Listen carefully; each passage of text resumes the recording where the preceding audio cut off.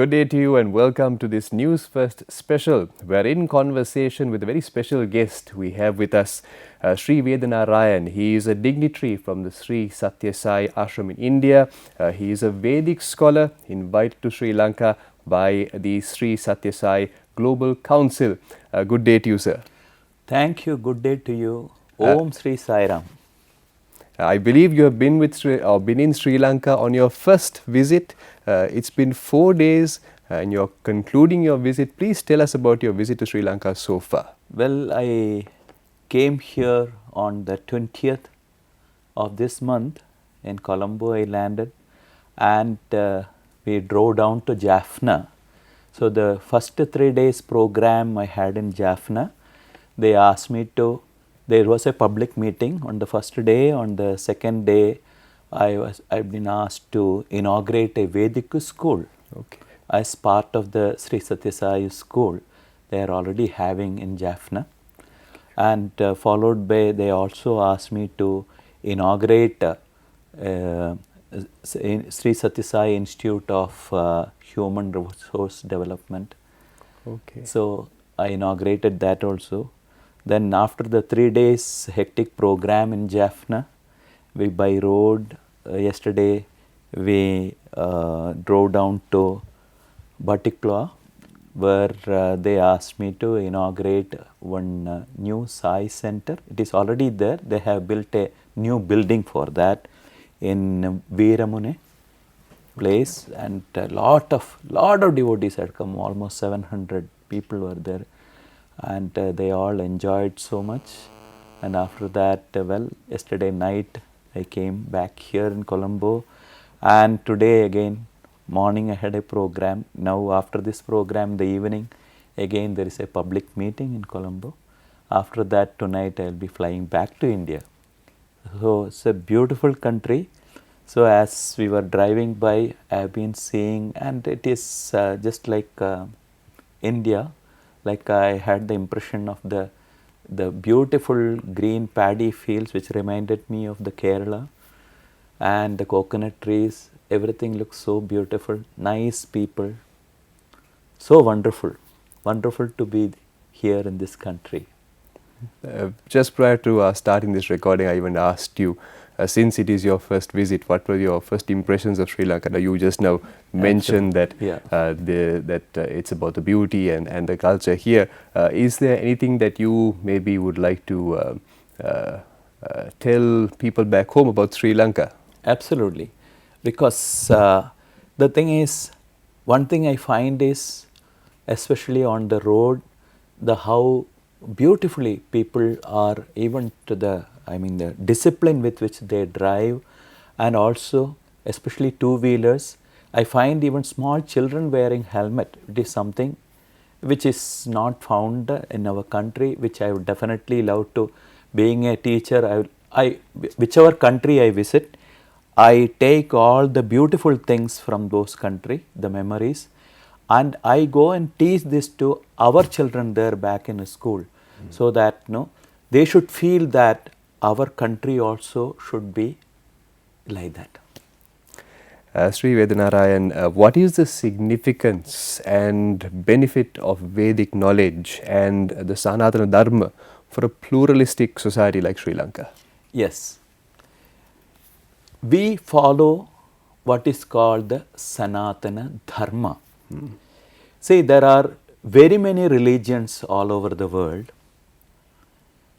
whereas if you ask each religion, they have a founder, and all the teaching of that founder of that religion is found in a particular book. Whereas if you take, let me call it for the time being, Hindu religion. I wanted to just caution you, Hindu, it is not a religion.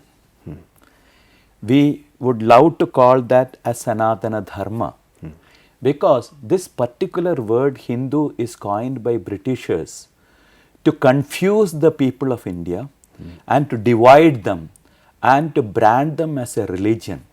In fact, this Sanatana Dharma, it is a way of life. It is not a religion. So, Then there are like so many propounders are there for each religion. Whereas if you ask the Sanatana Dharma is propounded by whom, there is no particular individual who has propounded this. Because as the name indicates, Sanatana, the eternal Dharma, it doesn't belong to a sect or a society or a particular country. It belongs to all. It is universal in nature. For example, truth.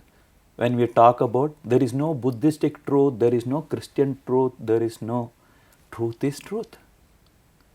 So also the dharma, the right conduct, when we talk about, there is no separate right conduct for one sect of religion. So Sanatana Dharma is based upon three theories. First is descent of God for the ascent of man. God take a human form, become one with the people, and this is the first. Second thing is we believe in the theory of karma. When we do good action, we do reap good fruit. When we do bad action, we have to really pay for it. So this is the theory of karma. And the third one is the reincarnation of the soul. So this is the basic tenets on which the Sanatana Dharma is developed. And if you ask what are the religious texts of Sanatana Dharma, we cannot say in one word that it is Bhagavad Gita or it is Bhagavata. In fact, if I have to say what are our religious texts, Angani Vedas Chattvaru Mimamsa Nyayavistaraha Puranam Dharmashastram Cha Vidyahyesha Chaturdasaha. These are the 14 branches of knowledge. What are the 14 branches? Angani Veda. Vedaha. Vedas are 4. Rig, Yajus, Sama and Atharvana Veda. And there are 6 Vedangas. What are the 6 Vedangas? Shiksha. Shiksha means pronunciation of the words in Vedas. How it has to be pronounced. It's a science by itself. Vyakarana, grammar. The grammar is learned in order to understand the correct meaning of the Vedas. Chandas. Chandas means meter.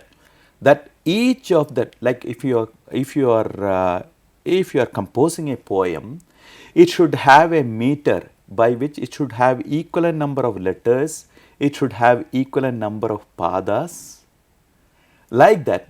So then only it becomes a music. I am not talking about the rap music. It's a different category altogether. So then you have the chandas, you have Gayatri chandas, Anushtup chandas. There are various meters. Trishtup chandas. Then Veda, Shiksha, Vyakarana, Chandas, Nirukta. Nirukta is etymology. Each word, how it is originated. See, it is in Sanskrit, each meaning is associated with the quality of a thing. If I have to say, for example, even if you don't know anything about, suppose I say Pada Paha. That Pada is feet, Paha that which drinks. Pada Baha, that which drinks with the feet, is nothing but it is the tree.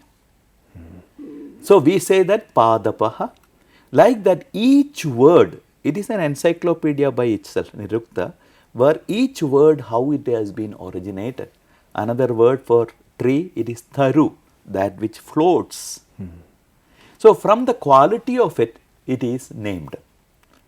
So Nirukta, so Shiksha, Vyakarana, Chandas, Nirukta, Jyotisha.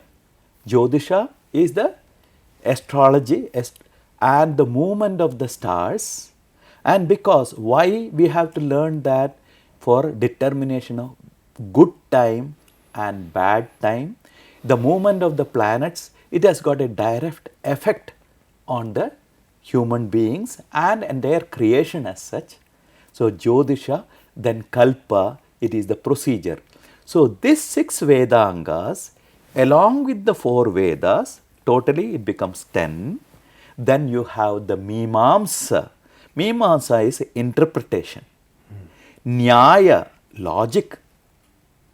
Then Purana. Puranam is mythology. There are 18 Puranas are there. These contain stories which are, some of them are real, some of them are contextual, because in order to understand the Vedic truths, we have what are called, in order to make it understand with an example. If you tell an example, it is very easy to understand what the Vedic concept is being discussed. So we have 18 Puranas written by Vedavyasa. Dharma Shastra, the code of conduct. We have the Manu Dharma Shastra, Yajnavalkya Dharma Shastra, so beautifully how a man should conduct himself. I will tell you, don't read that, because whatever we do is opposite to that. So, because we are breaking all the rules. See, all the bird, it has got its own dharma. The animal has got its own dharma. Human beings have been given, he is the crown of creation, he has been given the intelligence, only he doesn't follow what has to be followed. So, Dharma Shastram, then Mimamsa, Nyaya, then Puranam, Dharma Shastram. Now these are the 14 branches of learning. Is it over? No. Another 4 Upavedas are there. What are the 4 Upavedas? Ayurveda, which talks about the medicine, prevention of diseases, how to take care of health. It is based upon 3 things. You have Vata, Pitta, Kapha. Vatam is the air in the body, Pitta is the bile, and Kapha is the phlegm. When you have the perfect balance of these 3 in the body, you have perfect health. One of them, for example, in cold season, the amount of phlegm increases a bit, you get throat infection and all the other things. So, if to make 3 in balance, this beautifully has been explained in Ayurveda. Then you have Artha Shastra, economics, which talks about how actually the money has to be. It is a very big knowledge branch by itself. Then you have Dhanurvidya, talks about weaponry, and it was such that a weapon with the mantra, once it is left, it can find its mark. Suppose after leaving the weapon, suppose if you want to call back, we can even call back. All these beautiful things are explained in the Dhanurveda. And finally, we have the Gandharva Veda, which contains music, dance, art, everything encompassed. So we believe that we cannot contain the entire gamut of knowledge in one single book. All these things encompasses Sanatana Dharma. Then my next question to you would be, yes, what is meant by surrender? Yes, the surrender, that's a beautiful thing. In our day-to-day life, we have so many challenges. When we have it is a belief that we have a belief in our Guru, and if whatever comes, it is by the supreme will of the Guru. If we can surrender to the will of the Guru, we will not have the tension. Day to day, in our day to day, I am worried about my job, I am worried about tomorrow, I am not worried about this moment. See, we are all worried about so many things in life. So, what has to happen? If you are completely surrendered to God, because God as Guru. Luckily, I had throughout my life for guiding me, Bhagavan Sri Satya Sai Baba as my Guru. I will just tell you a story by which I will pinpoint out to you what Swami taught us by surrender. Once there was an Atirudra Mahayajnam which was happening in Chennai, and Swamiji took us, some few of us, for Adirudra Mahayajnam in Chennai, and every day evening, it was for 11 long days, and every day evening he has asked one of the students to speak on one particular topic. So that particular evening after the program, he was sitting and all the other boys were seated. So he asked, tomorrow who is going to speak? Then one of the boys said, Swami, I am going to speak. Tell me, what are you going to, what is your topic? He said, Swami, my topic is Swami as my Guru. Okay, so what are you going to say? What is Guru? He asked. Swami asked. He tells Swami, Gu stands for Gunatita, one who is beyond qualities. Ru stands for Rupa Rahita, one who is without form. Immediately, Swami interrupted him, asked, you are saying Swami as your Guru. I have guna, I have a body, I have qualities. Rupa, I have a form. How can you say Swami as your Guru? So this boy kept quiet and said, Swami, I don't know all those things. I only know that you are my Guru. Then Swami said, you boys have lot of doubts. Ask me, whatever questions you have, you can ask me. So each boy was asking one question. And when it came to this boy, he asked, Swami, what is surrender? Then Swami asked, in your opinion, what is surrender? Swami giving us all of everything to God, that is surrender. Swami immediately, God doesn't want any of your things. What is that you are going to give it to God? God doesn't want any of your things.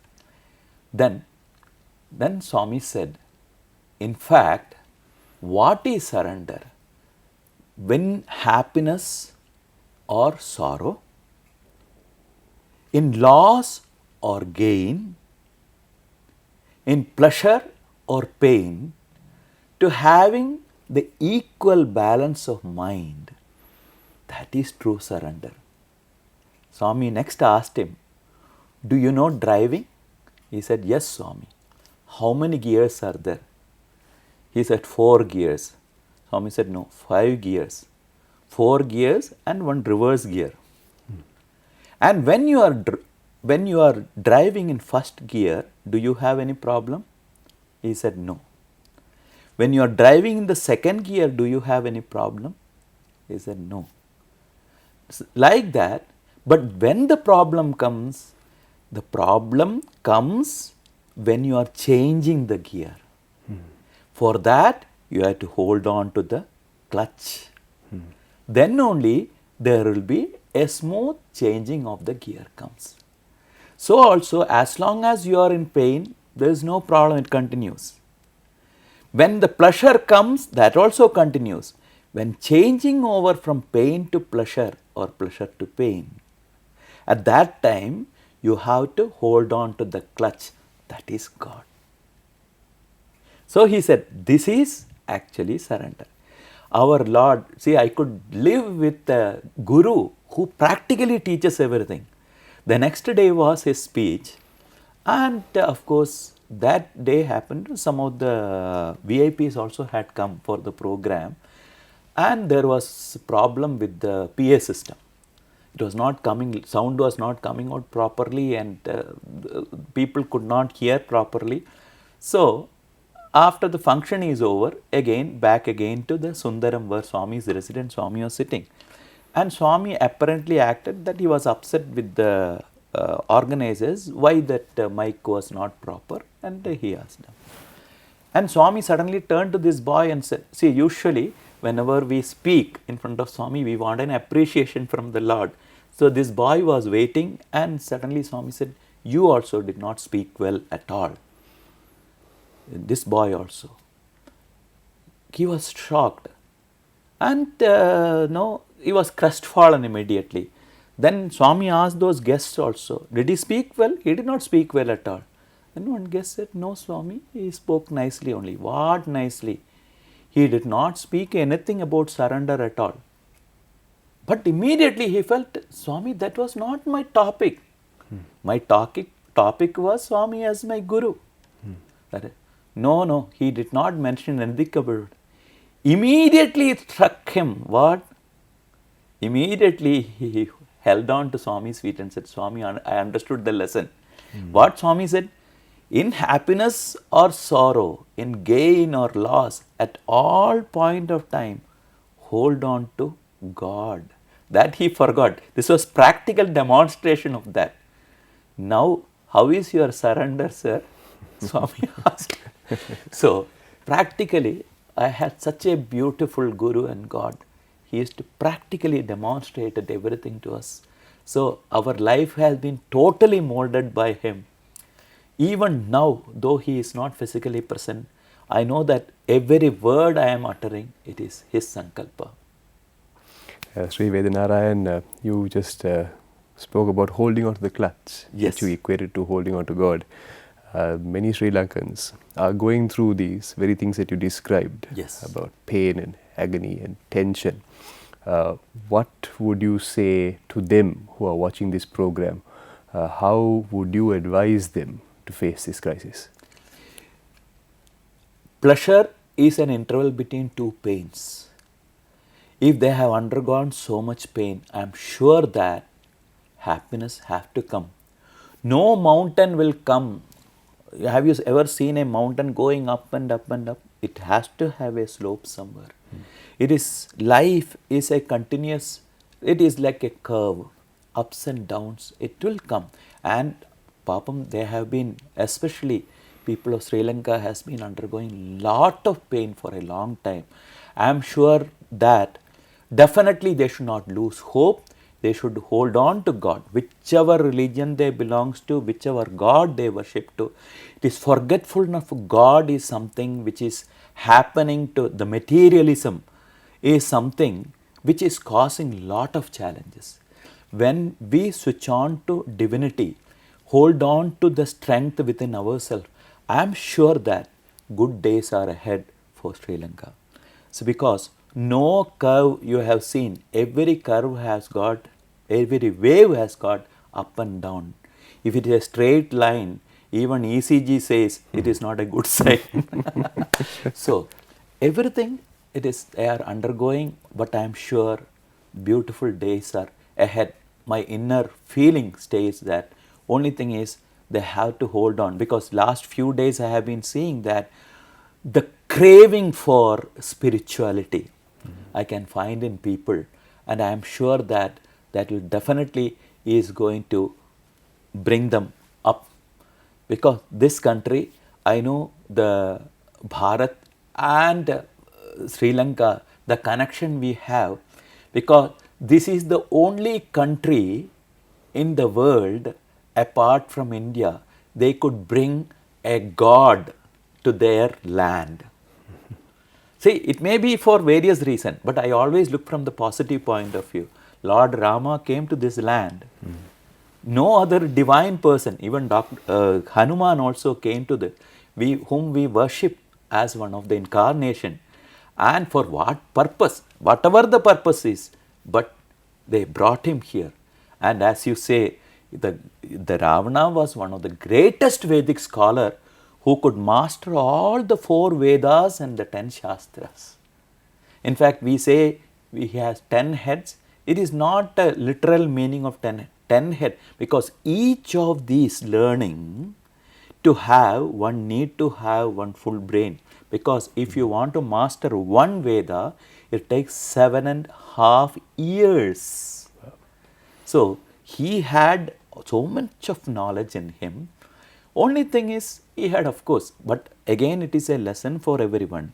However great you are, but we should be careful about our 6 enemies, which is called Arishad Vargas: Kama, lust, Krodha, anger, Moha, it is greed, attachment, Mada, arrogance, and Matsarya, competition.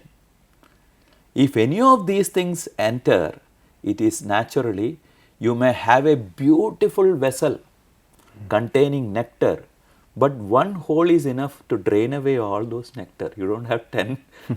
So also, he was such a great personage and a great devotee of Lord Shiva.